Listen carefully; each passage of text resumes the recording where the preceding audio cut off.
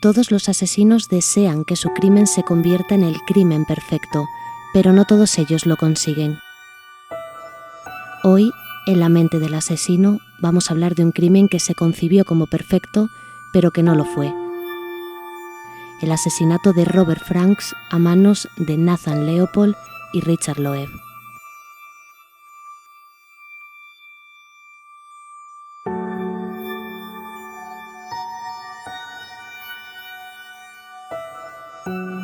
Nathan Leopold y Richard Loeb conducían de vuelta a Chicago con un mísero botín consistente en $80 en monedas sueltas, algunos relojes, unas navajas y una máquina de escribir. El esfuerzo había sido mayor que la recompensa y para Leopold el viaje a la Universidad de Michigan no había merecido la pena.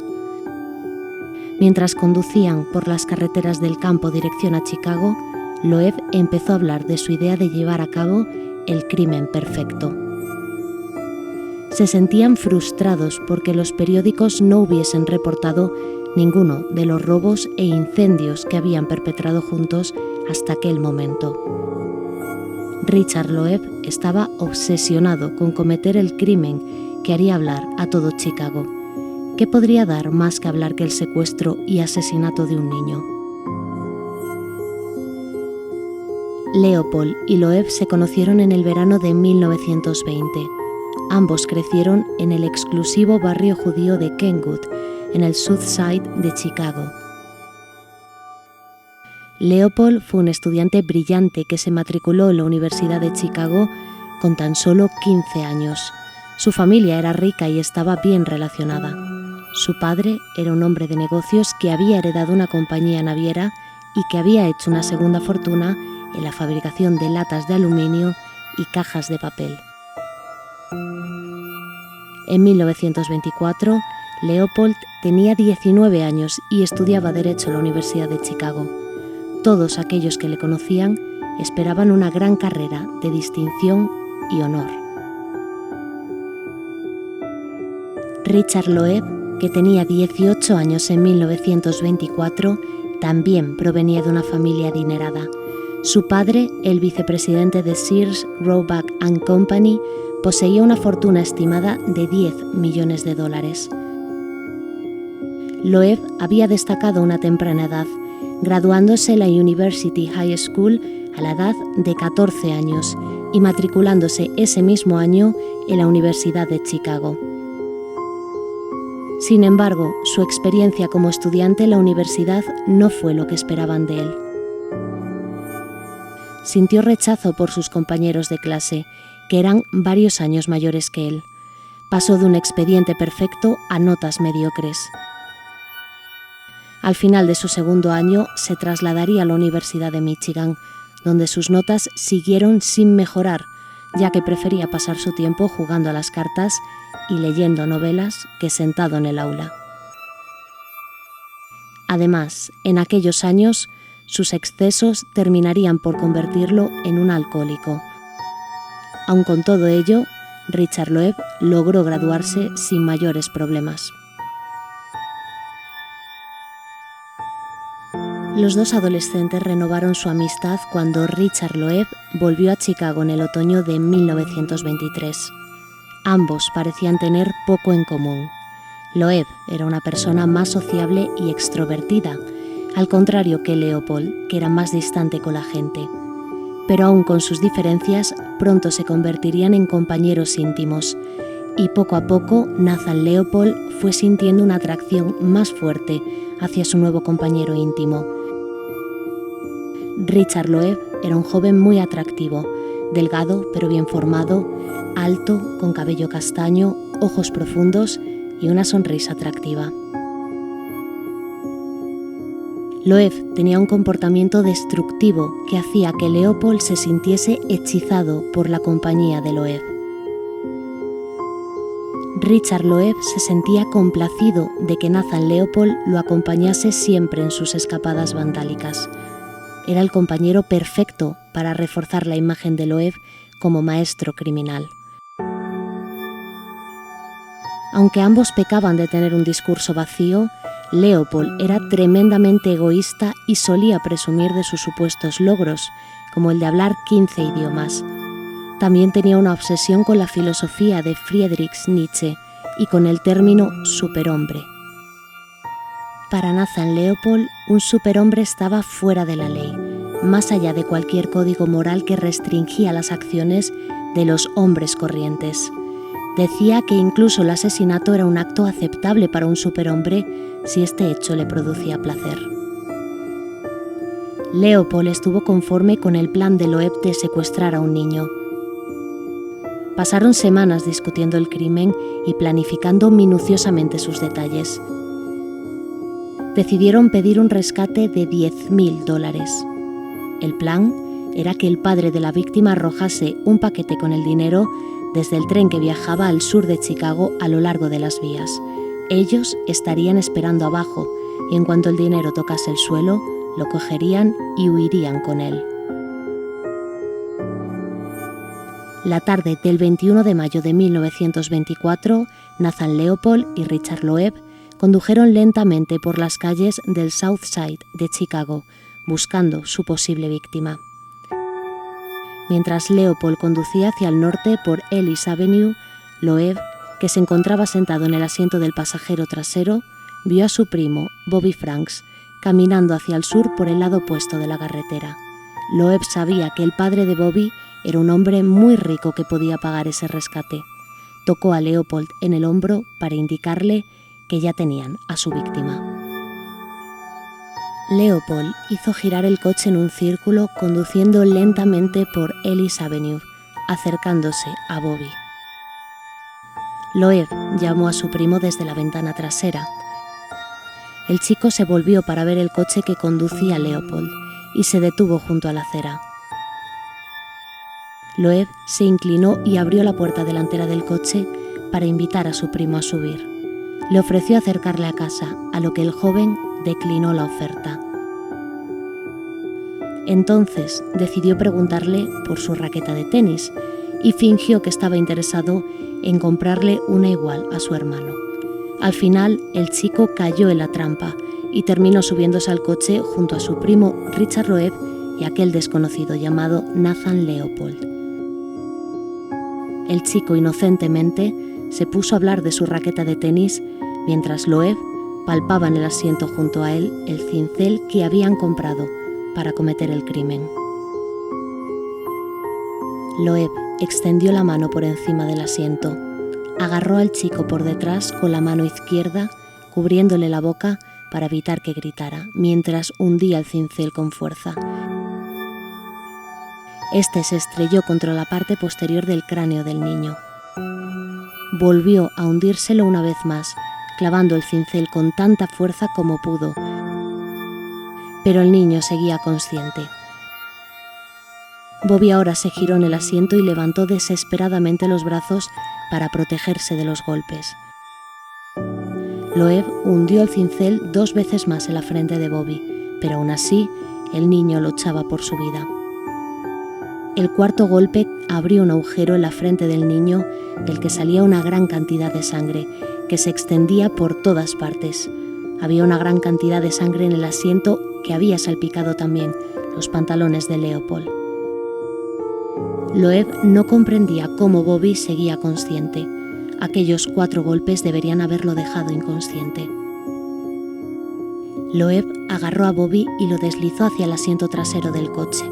Hundió un trapo en la garganta del chico lo más fuerte que pudo y luego cerró su boca con cinta adhesiva. Bobby dejó de luchar poco a poco hasta que se hizo el silencio.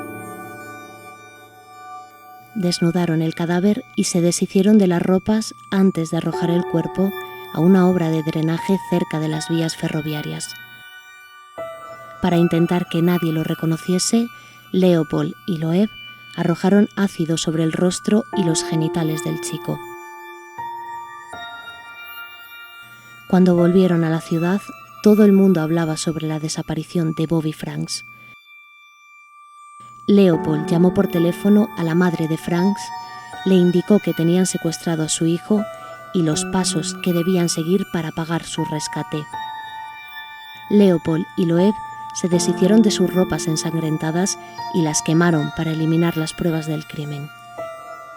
También limpiaron lo mejor que pudieron la sangre de aquel coche que era alquilado y se pasaron el resto de la noche jugando a las cartas tranquilamente. Leopold llamó nuevamente a la familia la mañana siguiente para indicarles los pasos que debían seguir para pagar el rescate. Pero todo el plan se vino abajo en el momento en que un viandante encontró el cuerpo de Bobby Franks antes de que su familia pagase el rescate a los jóvenes asesinos. Comenzó así una investigación masiva para encontrar al culpable del homicidio, ofreciendo una recompensa a cambio de información. Loeb siguió con su vida como si nada hubiese ocurrido, pero Leopold, debido a su forma de ser fanfarrona, se dedicó a hablar del asesinato con la policía y la prensa. Incluso le dijo a un detective que si él fuera a asesinar a alguien, escogería a alguien como el niñito arrogante que era Bobby Franks. En el lugar donde arrojaron el cuerpo de Bobby Franks, la policía encontró un par de anteojos. Aunque parecían comunes, tenían un mecanismo de apertura y cierre único y que solo 3 personas habían comprado en Chicago. Uno de ellos era Nathan Leopold. Cuando le preguntaron a Leopold, él afirmó que las había perdido observando pájaros en aquella zona, pero esa mentira no le funcionó. La policía llamó a los jóvenes para que declarasen formalmente. La coartada que inventaron fue que habían llevado a 2 jóvenes a un campo de golf cercano, pero rápidamente fue desestimada cuando el chofer de la familia Leopold contó que esa noche él mismo estaba reparando el coche que los jóvenes habían dicho que usaron. Loeb fue el primero que confesó, aunque dijo que todo había sido planeado por Leopold y que él solamente condujo el coche. Leopold declaró lo mismo, que era él quien llevaba el vehículo y que Loeb era el asesino. Finalmente, ambos confesaron que habían cometido el asesinato por la adrenalina que les generó. Hablaron sobre los superhombres y de su sueño sobre cometer el crimen perfecto. Leopold confesó a su abogado que el crimen había sido un experimento, agregando que le era tan fácil justificar el matar a un ser humano como para un entomólogo el matar a una abeja. El juicio contra Nathan Leopold y Richard Loeb se llevó a cabo en la Corte de Distrito de Chicago. Se convertiría en un espectáculo de la prensa categorizado como el juicio del siglo. La familia de Loeb contrató los servicios del abogado Clarence Darrow, uno de los abogados más reputados y conocidos por su firme oposición a la pena capital. Se rumoreó que los Loeb llegaron a pagar $1 millón por sus servicios, lo que equivaldría a casi $15 millones actuales. La defensa de los 2 jóvenes se basaría en no culpables por enajenación mental. El abogado Clarence Darrow pensaba que un juicio por jurado terminaría con seguridad con la sentencia de pena de muerte para ambos. Por lo tanto, escogió que los jóvenes se declarasen culpables ante el juez de la Corte del Circuito del Condado de Cook, John Calvary, con la esperanza de escapar así de la pena de muerte.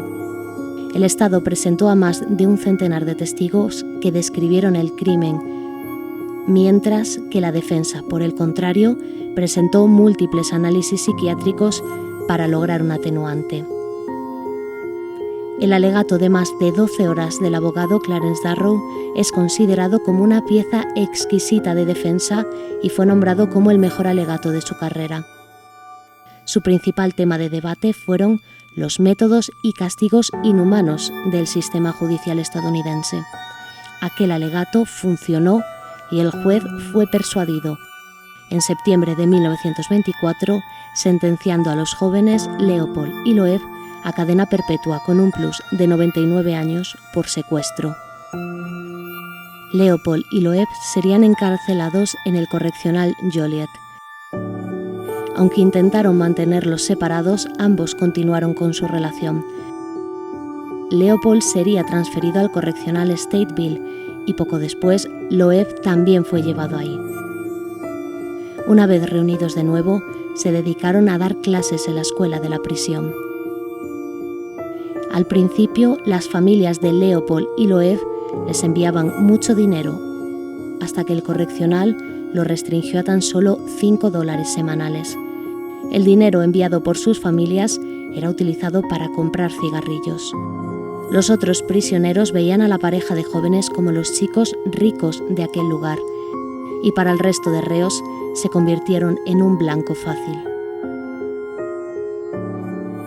El 28 de enero de 1936, Richard Loew fue atacado en las duchas con una navaja de afeitar. Aunque fue atendido rápidamente, no pudieron hacer nada para salvarlo y el joven murió. Leopold logró intercambiar un par de palabras con su compañero y amante antes de que éste muriese. Lavó su cuerpo sin vida en una demostración de afecto. James Day, el recluso que atacó a Richard Loew, alegó que Loew había intentado asaltarlo sexualmente. Sin embargo, se piensa que pudo haber sido al revés. Algunos informes indican que Day exigía favores sexuales de Loew, quien se había negado en varias ocasiones. La versión de James Day no fue creída, ya que él estaba indemne, mientras que Loew tenía más de 50 heridas de cuchillo, incluyendo heridas de defensa en brazos y manos. La garganta de Loew también tenía cortes desde atrás, lo que sugería un ataque por sorpresa. Aún así, la investigación interna aceptó la teoría de Day. Las autoridades de la prisión aceptaron la teoría de defensa propia. Algunos periódicos informaron del suceso, alegando que Loew merecía ese final y felicitando a Day por haberlo asesinado. Leopold escribió varios libros. En las tapas de los libros se podía leer en latín: por la razón, sin embargo, somos libres. Aunque Leopold siguió con su trabajo en la prisión después de la muerte de Loew, la pérdida de su compañero le causó una grave depresión. Tras aquello, Leopold se convirtió en un prisionero modelo. Dedicó gran parte de su tiempo a mejorar las condiciones de la prisión. Eso incluyó la reorganización de la biblioteca de la prisión y su contribución a la educación dentro de la prisión. A comienzos de los años 50, un antiguo compañero de clase de la Universidad de Chicago pidió la colaboración de Leopold para la elaboración de una novela sobre el asesinato de Franks. Leopold le respondió que no quería que el caso fuera presentado como ficción, pero le ofreció participar en las memorias que él mismo estaba escribiendo. Sin embargo, el excompañero de Leopold siguió adelante y escribió el libro en solitario. La novela se publicó en 1956. En la novela, Leopold es caracterizado como alguien brillante que es llevado a cometer el asesinato por ser un adolescente problemático, por sus trastornos psicológicos producto de su niñez y por su obsesión con Loew. Leopold explicó que leer el libro le hizo sentirse mal y que más de una ocasión había tenido que dejar de leerlo para tranquilizarse. Dijo que aquel libro le hizo sentirse desnudo frente a una gran audiencia. Su autobiografía fue publicada 2 años después, en 1958. Leopold fue muy criticado, ya que el relato comienza tras el asesinato, obviando contar detalles sobre su niñez y el asesinato cometido. También se lo acusó de escribir el libro para limpiar su imagen. En 1959 intentó sin éxito detener el estreno de la película Impulso Criminal, pero la corte falló en su contra, ya que alegó que, siendo el responsable confeso del crimen del siglo, no podía alegar que ningún libro hubiera dañado su reputación. Después de más de 30 años de frustrados intentos de libertad condicional, Leopold sería liberado en 1958. Intentó fundar una asociación de ayuda a chicos problemáticos, pero el estado de Illinois se lo prohibió porque violaba los términos de su libertad condicional. Se mudó a Santurce, en Puerto Rico, para evitar a la prensa. Allí se casó con una viuda. Se dedicó a la medicina y al estudio de las aves, tanto en Puerto Rico como en las Islas Vírgenes estadounidenses. Nathan Leopold murió en 1971 debido a un problema de diabetes. Se cree que ambos sufrían de delirio compartido, un síntoma que desarrolla una relación de dominio y sumisión. En este caso, los síntomas psicóticos se pueden contagiar a alguien cercano. Richard Loeb aceptó como amante a su amigo siempre y cuando éste aceptara seguirle en sus actividades delictivas. Ambos mantenían una relación enfermiza, con grandes lazos de dependencia, que terminó cuando Richard Loeb fue asesinado en la cárcel, un hecho que Nathan Leopold nunca pudo superar.